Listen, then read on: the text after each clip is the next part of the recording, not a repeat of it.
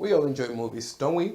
They present the perfect excuse to disconnect from the world, eat literal buckets of popcorn, and transport yourself to exotic worlds full of interesting people. Except if you're over 65, of course. In that case, movies are just a funhouse where every single stereotype is displayed over and over again. So, let's discuss what films are doing wrong and what to look for in your next movie night.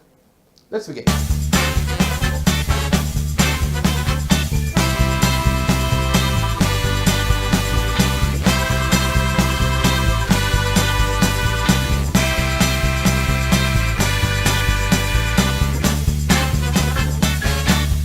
Hollywood is going right now through a very interesting and important process. Many victims of sexual abuse have come forward to speak out about what they've gone through in what has been a normalized part of the industry since the beginning. Most of the victims, as sexual abuse victims tend to be, are women. And even when women have fought for decades to obtain equality in Hollywood, the journey has been slow and difficult to the point where most movies today still reduce women to stereotypes and one-dimensional characters.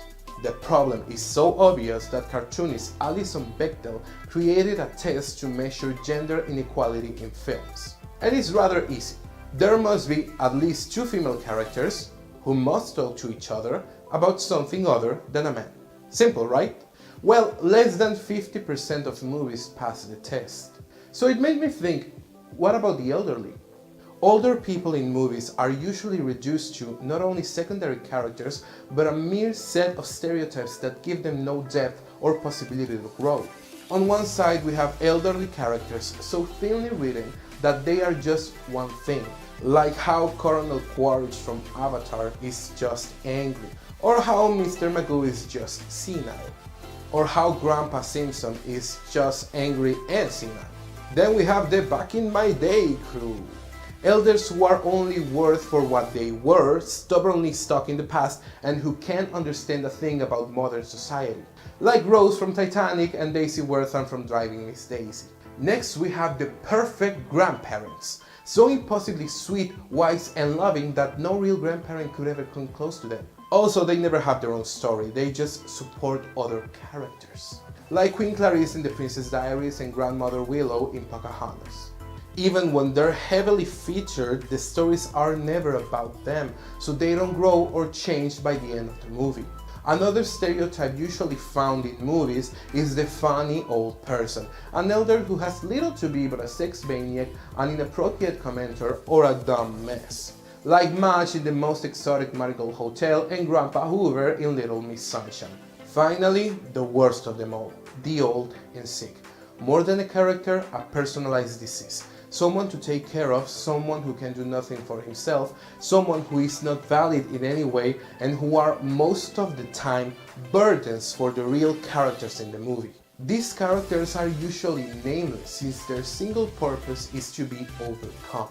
So, are films about the elderly all bad? Of course not even close.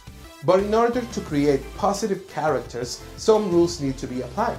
And when I say positive, I don't necessarily mean good. Some of the greatest elderly characters out there are villains or morally ambiguous. I just mean well developed.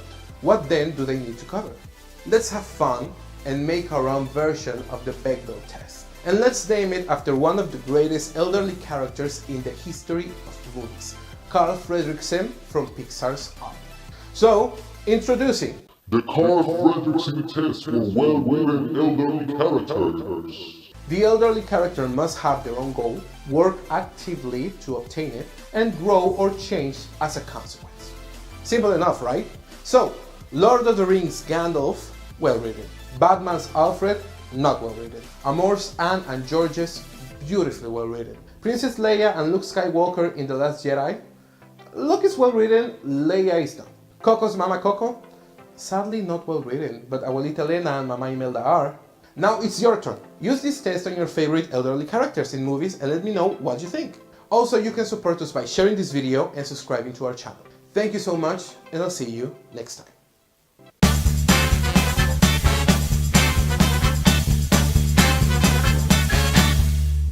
Hey guys, Arturo here.